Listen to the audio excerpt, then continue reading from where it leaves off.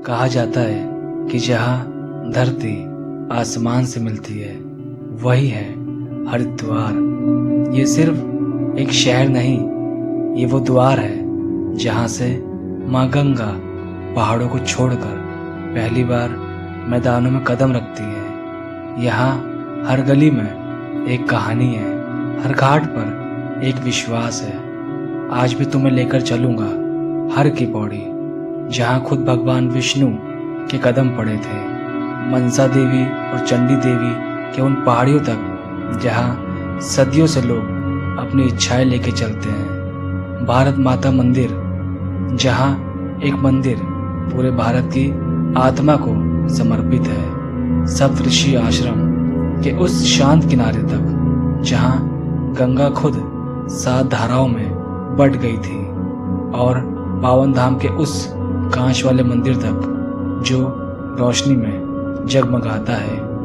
तो अपनी सांसों को थाम लो, क्योंकि आज का सफर सिर्फ एक ट्रिप नहीं, ये एक अनुभव होगा। चलिए हरिद्वार की पवित्र धरती पर। तो घर से निकलकर मेट्रो लेकर सीधा पहुंच गया मैं कश्मीरी गेट ISBT। लेकिन जब वहां पहुंचा तो पता चला मेरी जिंग बस तो लेट थी। फिर क्या, वहीं बैठा रहा और वेट करता रहा। और जब बस आई तो बस में बैठकर सीधा सो गया। और जब सुबह उठा तो पता चला मैं हरिद्वार नहीं, मैं तो ऋषिकेश के नेपाली फार्म्स पहुंचा हूँ। क्योंकि जो वहाँ का पूरा रास्ता था पूरा बंद कर रखा था, क्योंकि कांवड़ यात्रा चल रही थी। फिर वहाँ पे मैंने एक ऑटो लिया ऋषिकेश के नेपाली फार्म से और सीधा पहुँच गया हरिद्वार। और फिर मेरा सफर शुरू हो गया।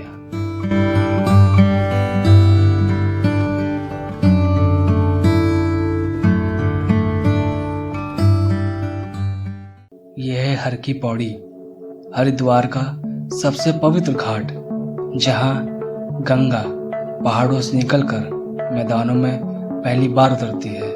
कहा जाता है कि वैदिक युग में भगवान विष्णु यहाँ प्रकट हुए थे। उनके पांव के निशान आज भी एक पत्थर पर मौजूद है। इसलिए इस जगह का नाम हर की पौड़ी पड़ा, यानी भगवान के कदम। इस घाट को राजा विक्रमादित्य ने अपने भाई भरतारी की याद में बनवाया था, जो यहीं तपस्या किया करते थे। यहाँ का ब्रह्मकुंड वही जगह है जहाँ समुद्र मंथन के बाद अमृत की बूंदें गिरी थी। ये ब्रह्मकुंड है हर की पौड़ी का सबसे पवित्र हिस्सा। माना जाता है कि यहाँ स्नान करने से सारे पाप धुल जाते हैं और मोक्ष की प्राप्ति होती है। यही जगह है जहाँ ब्रह्मा, विष्णु और शिव तीनों ने अपनी दिव्य उपस्थिति दी थी। सावन का महीना आते ही भारत की सड़कों पर एक अनोखा नजारा दिखता है।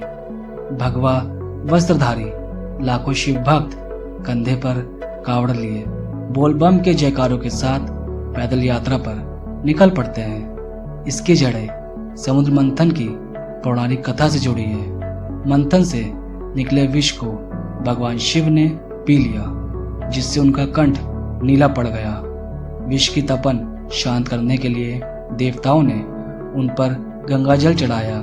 मान्यता है कि भगवान परशुराम ने सबसे पहले ये परंपरा शुरू की, जब उन्होंने गंगाजल से बागपत के पूरा महादेव में शिवलिंग का अभिषेक किया।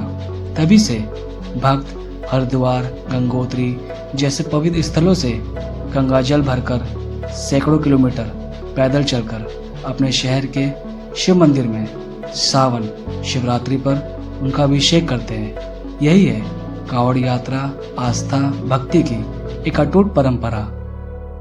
हर की पौड़ी पर गंगा स्नान किया और उसके बाद मैं चल दिया मनसा देवी मंदिर की तरफ, और वो भी पैदल। अब हम चल रहे हैं मनसा देवी मंदिर की तरफ, जो बिल्वा पर्वत की चोटी पर स्थित है। ये मंदिर देवी शक्ति के एक रूप मनसा देवी को समर्पित है। कहा जाता है कि वो भगवान शिव के मन से प्रकट हुई थी, इसीलिए नाम पड़ा मनसा, यानी इच्छा या संकल्प। इस मंदिर का निर्माण सन 1811 से 1815 के बीच राजा गोपाल सिंह ने करवाया था। ये हरिद्वार के 3 सिद्ध पीठों में से एक है और भक्त यहाँ पेड़ की डालियों पर धागा बांधकर अपनी मनोकामनाएं मांगते हैं। तो वही है कि कल रात दिल्ली से निकला था मैं बस से, हरिद्वार आया हूँ। हरिद्वार के जो मेन इम्पोर्टेंट घाट्स हैं, मंदिर है, वो आपको आज मैं घुमाऊंगा।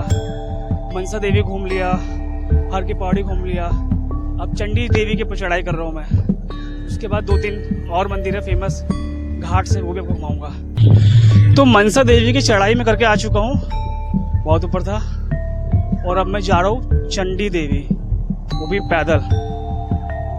अब देखो कितना टाइम लगता है। कह रही है उससे ऊंचा है। बोले कितना ऊपर है मंदिर? अभी कितना ऊपर है मंदिर? ऊपर है काफी, तो शुरुआत ही हुई है बाबा जी। बोल तो जय बोले, जय बोले। अंकल आप आ रहे हो जा रहे हो? आप आ रहे हो जा रहे हो? जा रहे। अच्छा अभी आपको नजर नहीं होगा कितना ऊपर है। मैं पूछने वाला था। लेकिन ये रास्ता बहुत ज़्यादा मुश्किल है। मतलब मनसा देवी की जो चढ़ाई है, वहाँ कुछ जगहों पर जो चढ़ाई का ये बोलेंगे ढलान का जो तीखापन होता है वो थोड़ा कम रहता है, या यूँ कहे वहाँ की जो ढलान है वो 20 डिग्री 30 डिग्री पे। बट जो चंडी देवी की चढ़ाई है वहाँ पे ऐसा लगेगा कि आप 45 डिग्री 45 डिग्री या 40 डिग्री की चढ़ाई पर चढ़ रहे हो, जहाँ आपको बहुत ज़्यादा थकान होगी। और ये रास्ता मनसा देवी की चढ़ाई से ज़्यादा लंबा है।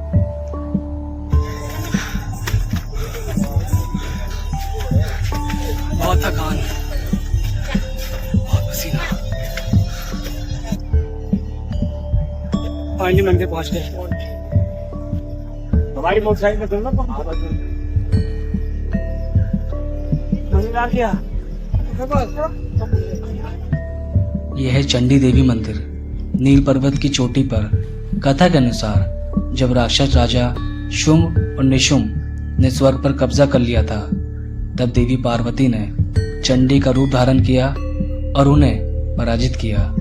इस विजय के बाद देवी ने यहाँ विश्राम किया और यहीं उनका मंदिर बन गया। इसकी मूल मूर्ति 8वीं शताब्दी में आदि शंकराचार्य ने यहाँ स्थापित की थी, जबकि असली मंदिर सन 1929 में कश्मीर के राजा सुचात सिंह ने बनवाया था। ये भी हरिद्वार के 5 तीर्थों में शामिल है। सही में चंडी देवी ट्रैक तो बहुत ज़्यादा मतलब एंगल बना हुआ है, ऐसा लग रहा है 45 डिग्री लगातार चल रहे हैं। बहुत ज़्यादा थकान होगी, मतलब इतना थका तो कभी भी नहीं हूँ जितना इस ट्रैक में थक गया। लेकिन बढ़िया है, आओ, पूरा फॉरेस्ट इलाका है, बढ़िया जगह है। फाइनली चंडी देवी ट्रैक से नीचे आ गया, लेकिन बहुत बड़ी जगह है यार, बढ़िया मज़ा आ गया। वैसे आपको बता दूं मैं, जिस तरह मनसा देवी में रोप वे है, केबल कार है, उसी तरह चंडी देवी में भी रोप वे केबल कार लगी हुई है। तो जो लोग नहीं चढ़ सकते वो यहाँ केबल कार से भी मंदिर जा सकते हैं। फिर मैं चल दिया हरिद्वार के उन मंदिर में जहाँ बहुत कम लोग जाते हैं, क्योंकि ज़्यादातर लोग तो हरिद्वार आते हैं, हर की पौड़ी जाते हैं, मनसा देवी मंदिर जाते हैं और ज़्यादा चंडी देवी, और फिर यहीं से लौट जाते हैं। लेकिन अब आपको मैं ले जा रहा हूँ भारत माता मंदिर। यह है भारत माता मंदिर, एक अनोखा मंदिर जो किसी देवी देवता की जगह भारत माता यानी मदर इंडिया को समर्पित है। इसे स्वामी सत्यामीत आनंदगिरी ने बनवाया था और सन 1983 में तत्कालीन प्रधानमंत्री इंदिरा गांधी ने इसका उद्घाटन किया था।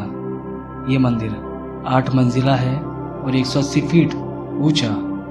हर मंजिल एक अलग विषय को समर्पित है। पहली मंजिल पर भारत माता की प्रतिमा है, दूसरी पर भारतीय वीर, तीसरी पर भारतीय नारियां जैसे मीरा और सावित्री, और आखिरी मंजिल पर खुद भगवान शिव का मंदिर है, जहां से पूरा हरिद्वार और हिमालय का नज़ारा दिखता है। और भारत माता मंदिर के पास स्थित है सप्तऋषि घाट और सप्तऋषि आश्रम। ये जगह ही बहुत अनोखी है, मन को पूरा शांत कर देती है जगह। सप्तऋषि आश्रम, जहाँ कहा जाता है कि 7 महर्षि कश्यप, वशिष्ठ, अत्रि, विश्वामित्र, जमदग्नि, भारद्वाज और गौतम यहाँ तपस्या करते थे। गंगा की तेज आवाज उनके ध्यान में विघ्न डाल रही थी, इसीलिए गंगा खुद 7 धाराओं में बट गई ताकि उनकी तपस्या शांत रहे। यही 7 धाराएं आज सप्त सरोवर कहलाती है। यह आश्रम सन 1943 में गोस्वामी गुरु दत्त ने स्थापित किया था और आज भी यहाँ एक शांत आध्यात्मिक माहौल मिलता है।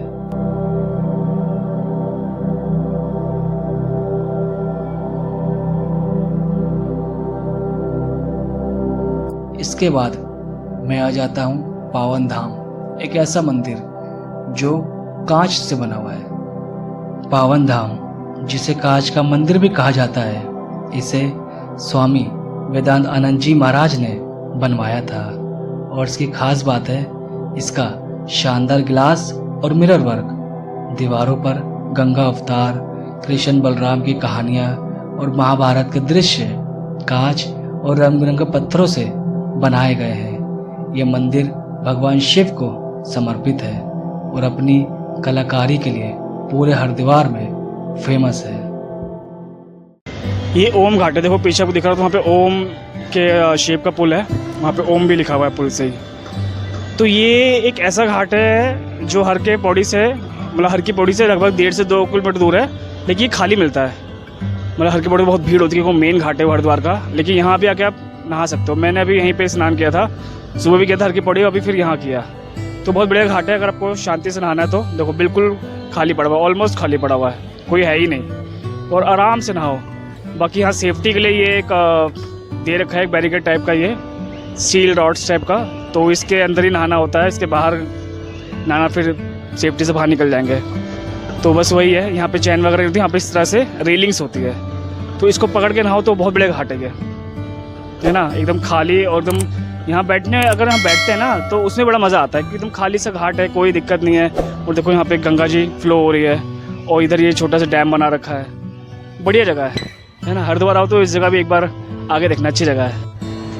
तो हरिद्वार में आओ तो ओम पुल पे भी ज़रूर आना, चल के बड़ा मज़ा आता है, अच्छा लगता है। देखो नदी का बहाव कितना तेज़ है और मैं इस ओम पुल के ऊपर ही खड़ा हुआ हूँ। देखो इतनी तेज़ बह रही है। इधर भी एक डैम है, इसके सारे गेट्स खुले हुए हैं, और जो इधर है इसके मुझे 2 गेट्स बंद दिख रहे हैं और 2 गेट्स खुले हुए हैं।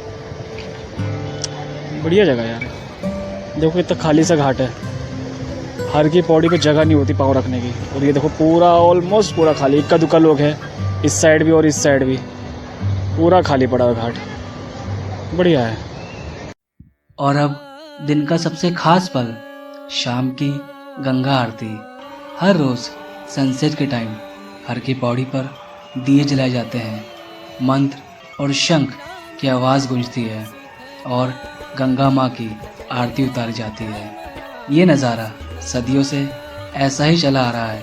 कहा जाता है कि इस आरती में शामिल होना अपने आप में एक आत्मा को शांत करने वाला अनुभव है।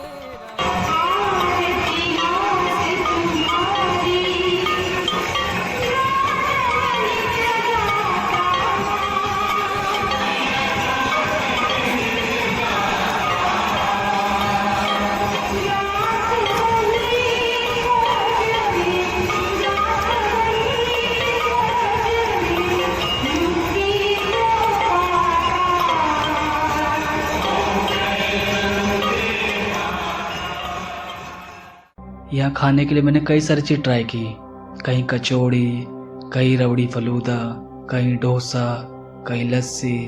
कुछ चीज़ें अच्छी लगी तो कुछ चीज़ें अच्छी नहीं लगी, लेकिन ओवरऑल अच्छा एक्सपीरियंस था। बाकी यहाँ आने के लिए सिंपल सी चीज़ है। मैं दिल्ली से यहाँ पे आया था बस से और वापस अब जा रहा हूँ हरिद्वार। बस से जो मैं आया था, मेरी बस आई थी ऋषिकेश के नेपाली फार्म्स और फिर वहाँ से ऑटो करके मैं हरिद्वार आया था। क्योंकि कांवड़ यात्रा चल रही है इस वजह से यहाँ पे डायरेक्ट बस नहीं आ रही है, लेकिन जाने के टाइम मेरी ट्रेन सीधा हरिद्वार स्टेशन से दिल्ली तक जाएगी। तो जाने की ट्रेन मेरी हरिद्वार से ही है।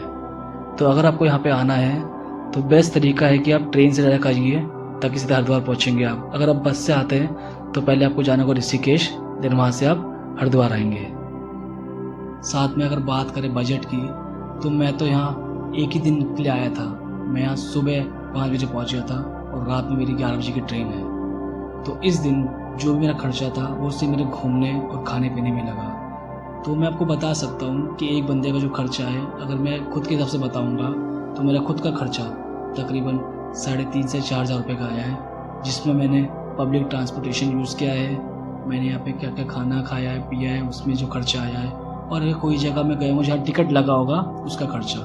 वैसे मैंने जहाँ गया हूँ वहाँ पे टिकट तो मेरा कहीं लगा नहीं है, हाँ मे बी जो जूते चप्पल मैंने वहाँ डिपॉजिट किए होंगे उसके 10-20 रुपये लगे होंगे। तो ओवरऑल मैं बोलूँगा आपको इस ट्रिप में अगर कोई एक बंदा आता है एक दिन की ट्रिप के लिए तो उसमें ज़्यादा से ज़्यादा आपका 3,500 से 4,000 खर्चा आएगा, जिससे मैक्सिमम जो किराया आपका होगा वो दिल्ली से यहाँ आने का और यहाँ से दिल्ली वापस जाने का। बाकी जो किराया होगा वो सिर्फ और सिर्फ यहाँ का आपका लोकल ट्रांसपोर्टेशन में जाएगा और यहाँ जो भी खाते पीते उसमें जाएगा।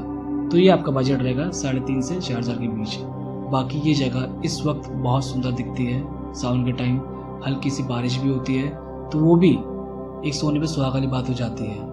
मैंने कई सारे मंदिर घूमे, कई सारे घाट्स घूमे, कई जगह मैं गया और मैक्सिमम जगह मैं पैदल ही गया हूँ। मतलब ये मान लीजिए कि मैं दिन भर चलता ही रहा हूँ। तो मेरे सजेशन आपको यही है कि आप यहाँ आओ, गंगा में स्नान करो और जो जो जगह मैं आपको लेकर गया हूँ अपनी वीडियो में वहाँ एक बार आप खुद जाके उस जगह को एक्सपीरियंस करो, बहुत अच्छी जगह है। तो आप लोगों को आगे ऐसी और वीडियो मिलते रहे, इसके लिए चैनल को सब्सक्राइब कर लेना, वीडियो को भी लाइक कर देना और कमेंट करके बताना कि वीडियो आपको कैसी लगी। साथ में इस वीडियो को अपने फ्रेंड्स रिलेटिव्स के साथ भी ज़रूर शेयर करना। तो बने रहिए सन्यात्रा के साथ।